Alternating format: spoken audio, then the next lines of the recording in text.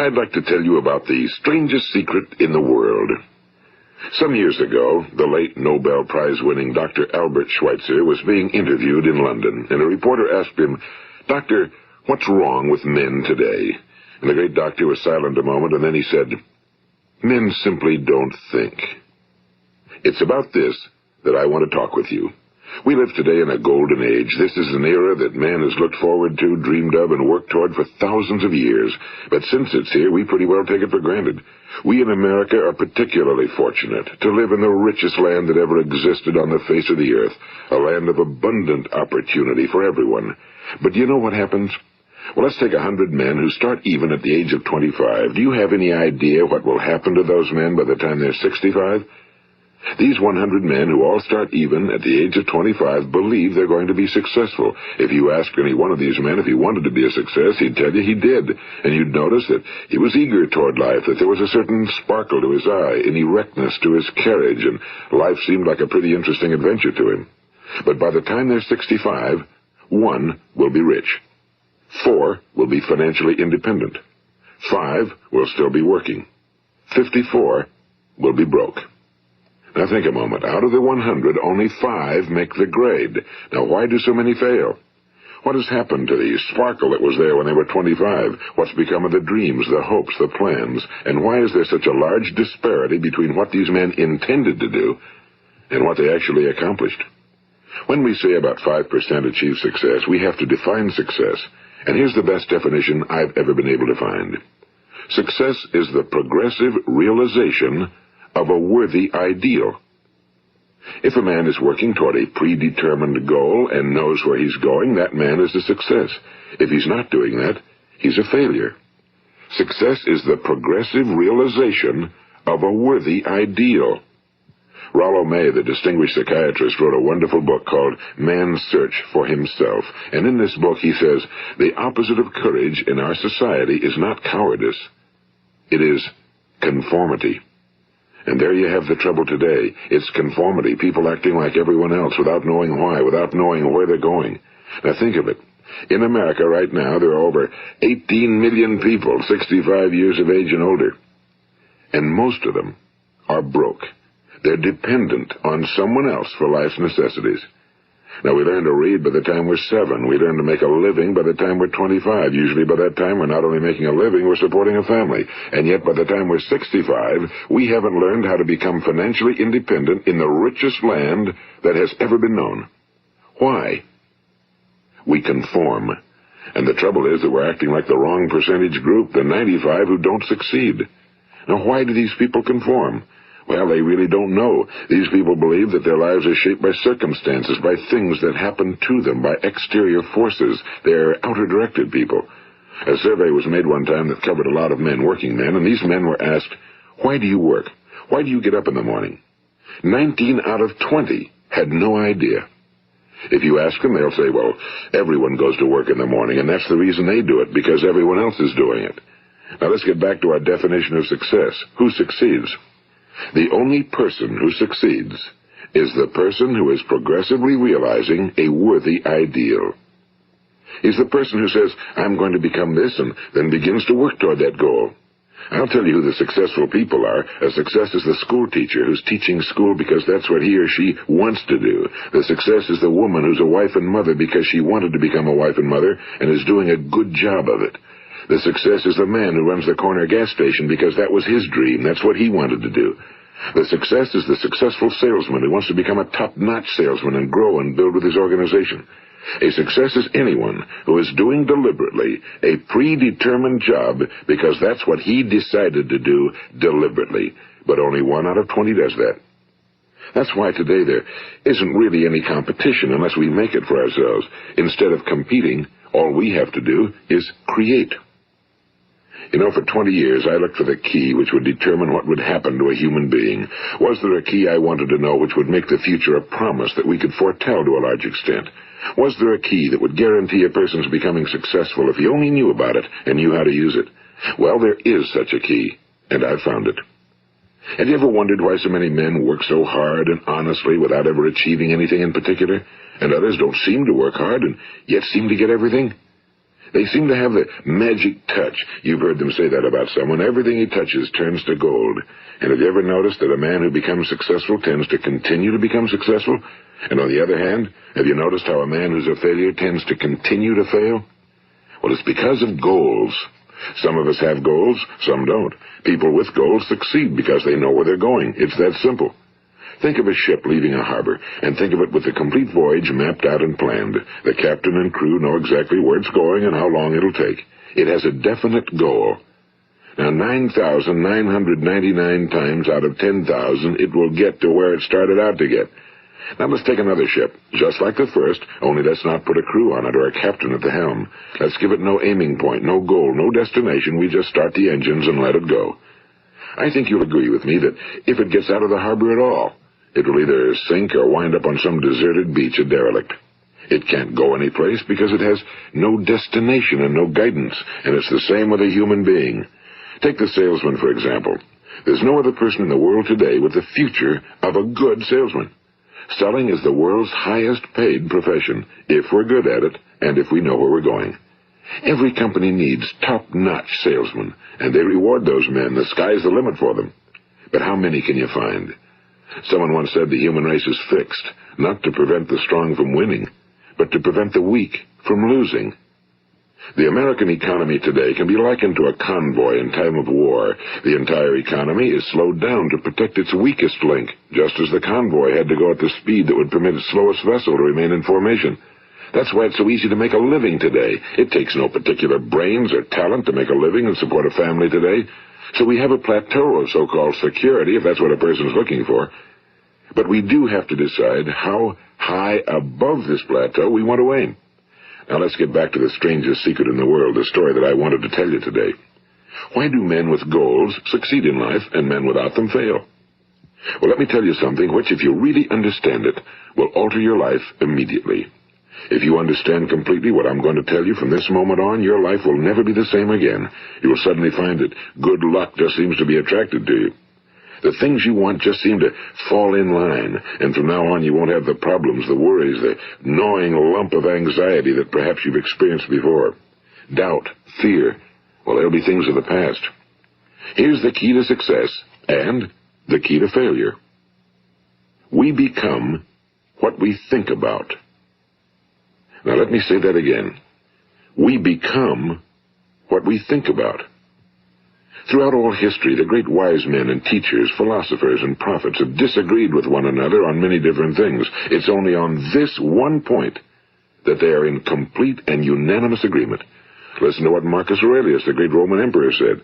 A man's life is what his thoughts make of it. Disraeli said this. Everything comes if a man will only wait.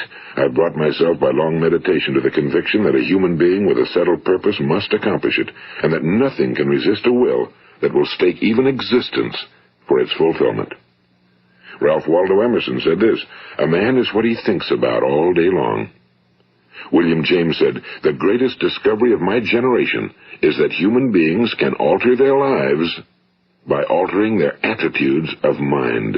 And he also said, we need only in cold blood act as if the thing in question were real, and it will become infallibly real by growing into such a connection with our life that it will become real.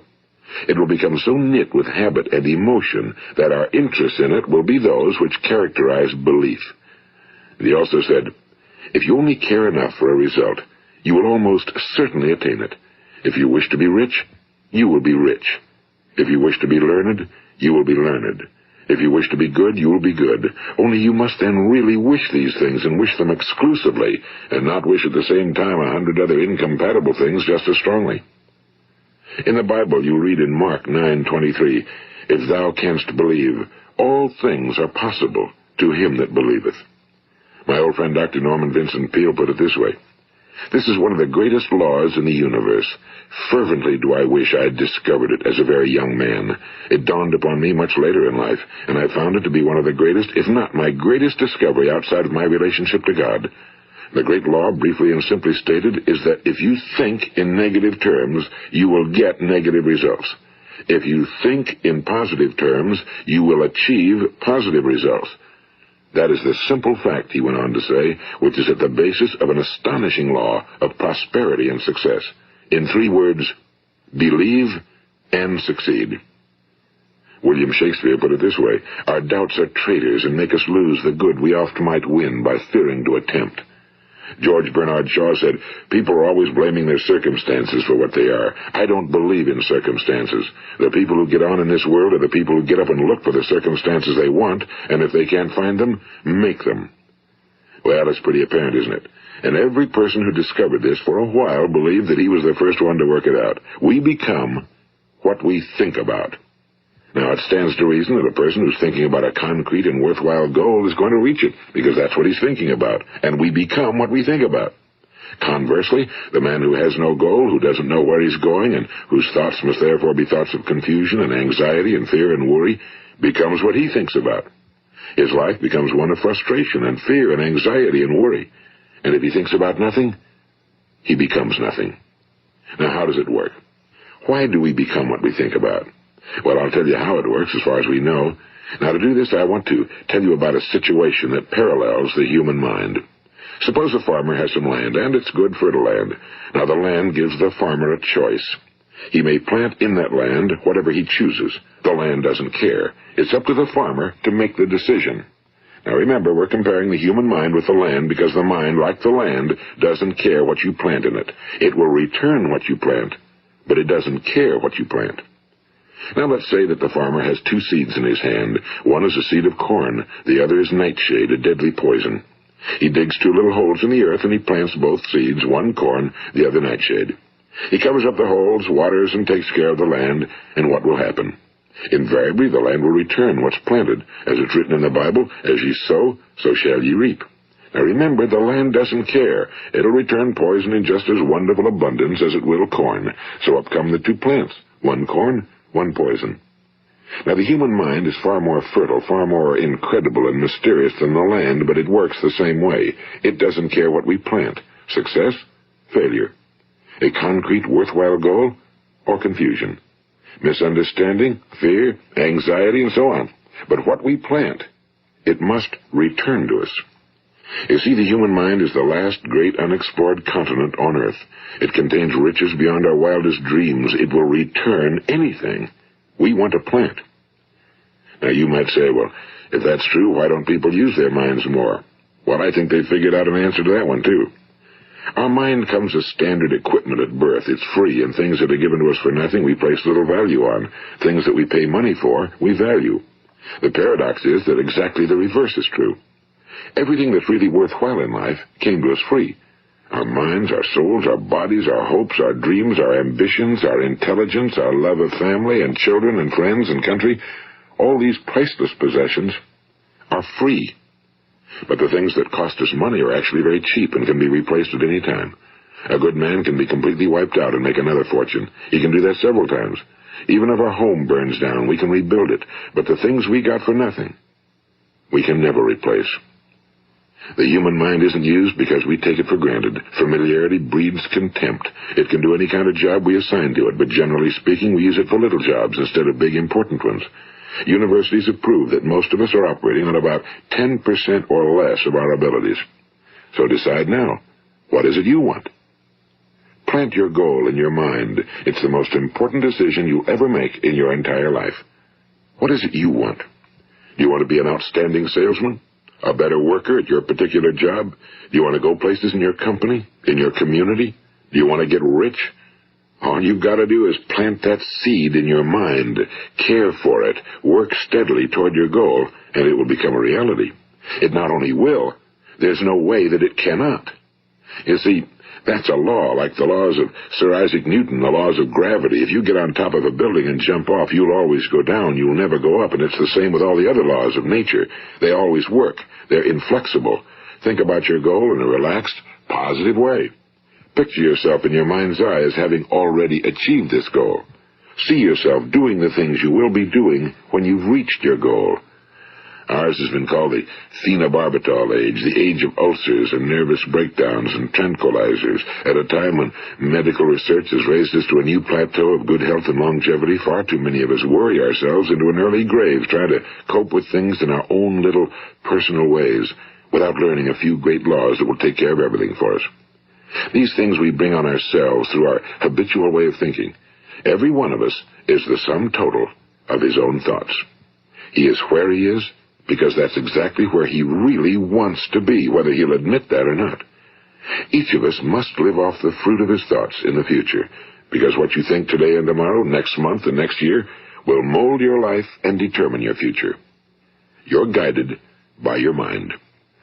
I remember one time I was driving through eastern Arizona, and I saw one of those giant earth-moving machines roaring along the road at about 35 miles an hour with what looked like 30 tons of dirt in it. A tremendous, incredible machine, and there was a little man perched way up on top with the wheel in his hands guiding it. And as I drove along, I was struck by the similarity of that machine to the human mind. Just suppose you're sitting at the controls of such a vast source of energy. Are you going to sit back and fold your arms and let it run itself into a ditch?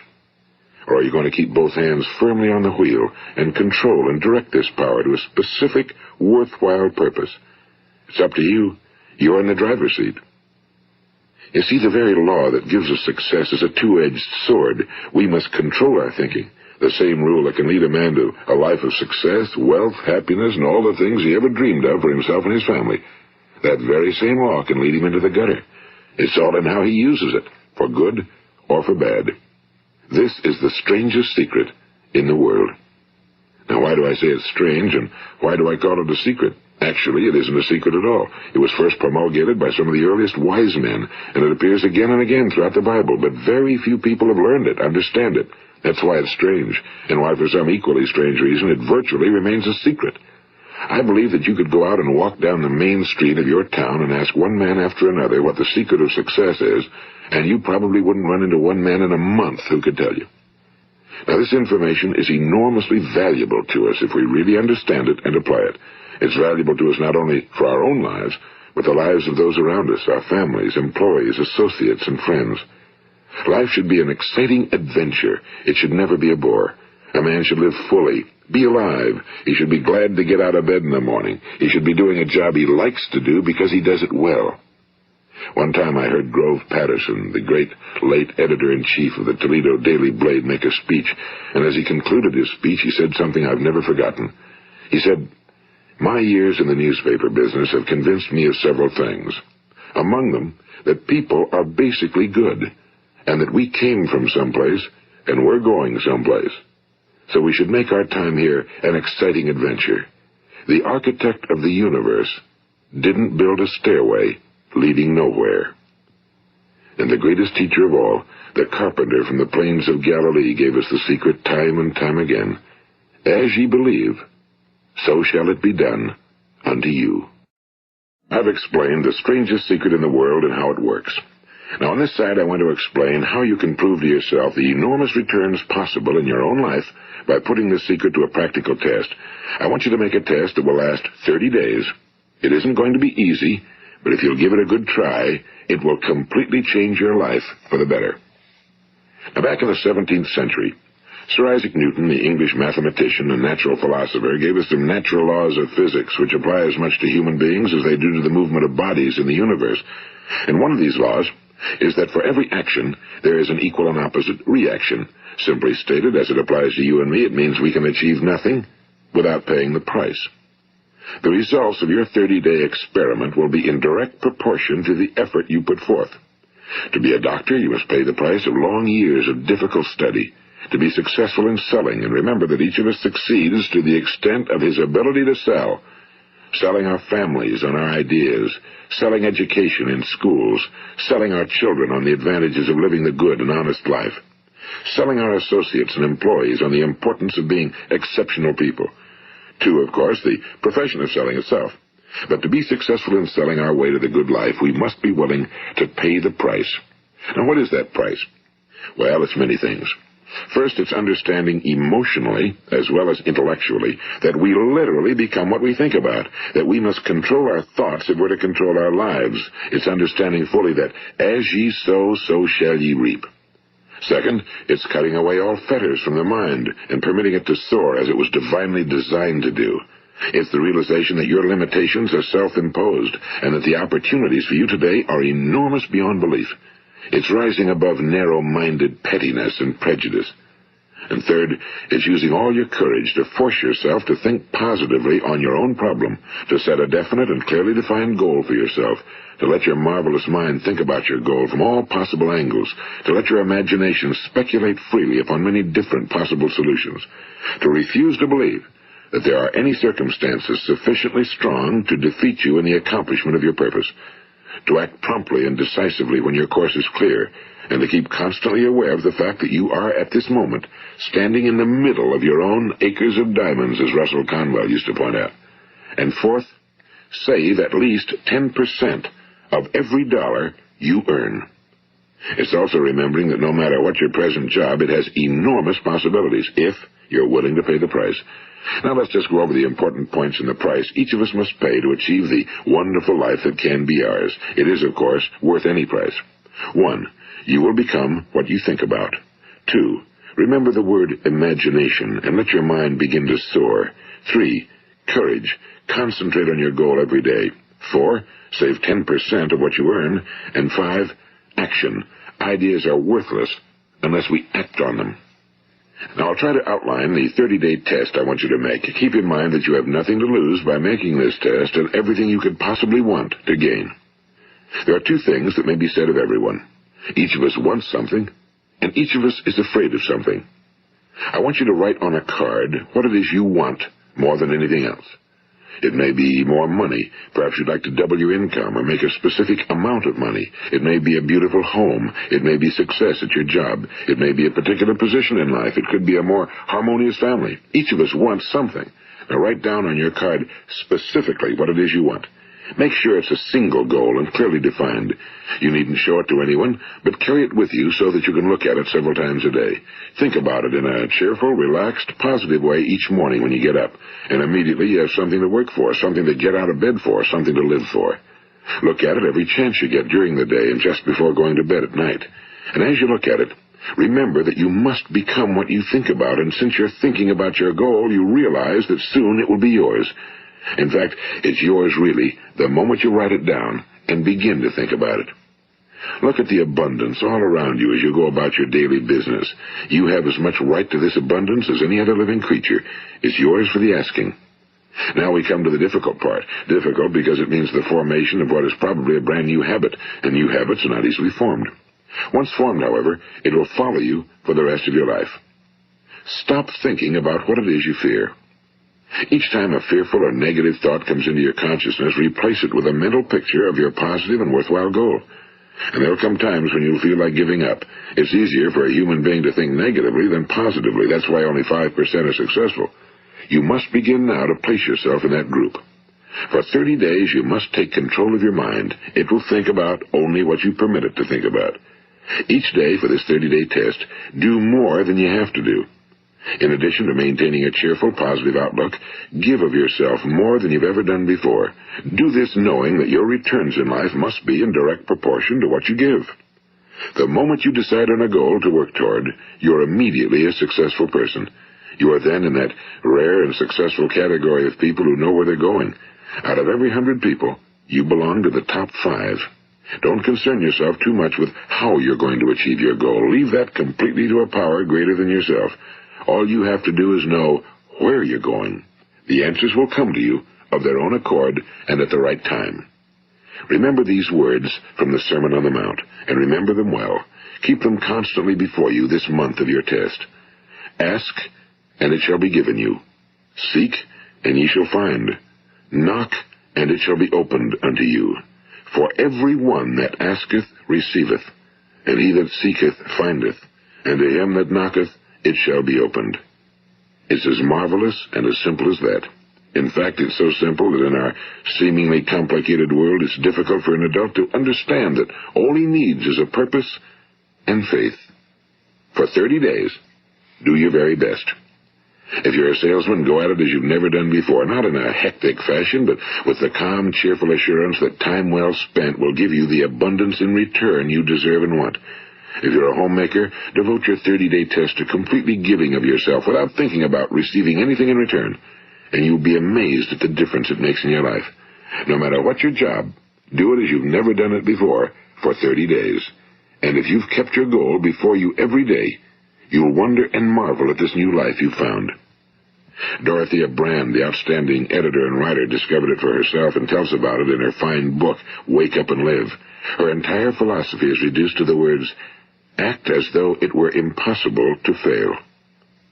She made her own test with sincerity and faith, and her entire life was changed to one of overwhelming success. Now, you make your test for 30 full days. Don't start your test until you've made up your mind to stick with it. You see, by being persistent, you're demonstrating faith. Persistence is simply another word for faith. If you didn't have faith, you'd never persist. If you should fail during your first 30 days, by that I mean suddenly find yourself overwhelmed by negative thoughts, you've got to start over again from that point and go 30 more days. Gradually, your new habit will form until you find yourself one of that wonderful minority to whom virtually nothing is impossible. And don't forget the card. It's vitally important as you begin this new way of living. On one side of the card, write your goal, whatever it may be. On the other side, write the words we've quoted from the Sermon on the Mount. Ask, and it shall be given you. Seek, and ye shall find. Knock, and it shall be opened unto you. Nothing great was ever accomplished without inspiration. See that during these crucial first 30 days, your own inspiration is kept at a peak. And above all, don't worry. Worry brings fear, and fear is crippling. The only thing that can cause you to worry during your test is trying to do it all yourself. Know that all you have to do is hold your goal before you. Everything else will take care of itself. Remember also to keep calm and cheerful. Don't let petty things annoy you and get you off course. Now, since making this test is difficult, some will say, why should I bother? Well, look at the alternative. No one wants to be a failure. No one really wants to be a mediocre individual. No one wants a life constantly filled with worry and fear and frustration. Therefore, remember that you must reap that which you sow. If you sow negative thoughts, your life will be filled with negative things. If you sow positive thoughts, your life will be cheerful, successful, and positive. Now, gradually, you will have a tendency to forget what you've heard on this recording. Play it often. Keep reminding yourself of what you must do to form this new habit. Gather your whole family around at regular intervals and listen to what's been said here. You know, most men will tell you that they want to make money without understanding the law. The only people who make money work in a mint. The rest of us must earn money. This is what causes those who keep looking for something for nothing or a free ride to fail in life. The only way to earn money is by providing people with services or products which are needed and useful. We exchange our time and our product or service for the other man's money. Therefore, the law is that our financial return will be in direct proportion to our service. Now, success is not the result of making money. Making money is the result of success, and success is in direct proportion to our service. Most people have this law backwards. They believe that you're successful if you earn a lot of money. The truth is that you can only earn money after you're successful. It's like the story of the man who sat in front of the stove and said to it, give me heat, and then I'll add the wood. How many men and women do you know, or do you suppose there are today, who take the same attitude toward life? There are millions. We've got to put the fuel in before we can expect heat. Likewise, we've got to be of service first before we can expect money. Don't concern yourself with the money. Be of service. Build, work, dream, create. Do this, and you'll find there's no limit to the prosperity and abundance that will come to you. Prosperity, you know, is founded upon a law of mutual exchange. Any person who contributes to prosperity must prosper in turn himself. Sometimes the return will not come from those you serve, but it must come to you from someplace, because that's the law. For every action, there is an equal and opposite reaction. As you go daily through your 30-day test period, remember that your success will always be measured by the quality and quantity of service you render, and money is a yardstick for measuring this service. No man can get rich himself unless he enriches others.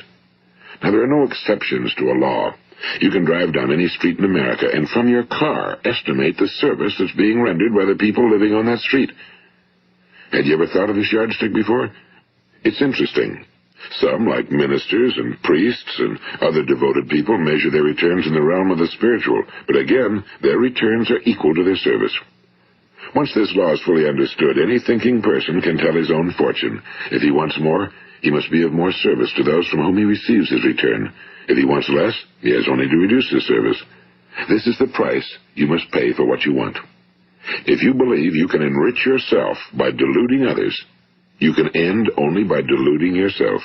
It may take some time, but just as surely as you breathe, you'll get back what you put out. Don't ever make the mistake of thinking you can avert this. It's impossible. The prisons and the streets where the lonely walk are filled with people who tried to make new laws just for themselves. We may avoid the laws of man for a while, but there are greater laws that cannot be broken. An outstanding medical doctor recently pointed out 6 steps that will help you realize success. 1. Set yourself a definite goal. 2. Quit running yourself down. 3. Stop thinking of all the reasons why you cannot be successful and instead think of all the reasons why you can. 4. Trace your attitudes back through your childhood and try to discover where you first got the idea you couldn't be successful, if that's the way you've been thinking. 5. Change the image you have of yourself by writing out a description of the person you would like to be. And 6. Act the part of the successful person you have decided to become. The doctor who wrote those words is a noted West Coast psychiatrist, Dr. David Harold Fink. Do what the experts since the dawn of recorded history have told you you must do. Pay the price by becoming the person you want to become. It's not nearly as difficult as living unsuccessfully. Make your 30-day test, then repeat it again, and each time it will become more a part of you until you'll wonder how you could ever have lived any other way. Live this new way, and the floodgates of abundance will open and pour over you more riches than you may have dreamed existed. Money? Yes, lots of it. But what's more important, you'll have peace. You'll be in that wonderful minority who lead calm, cheerful, successful lives. Start today. You have nothing to lose, but you have a whole life to win. This is Earl Nightingale, and thank you.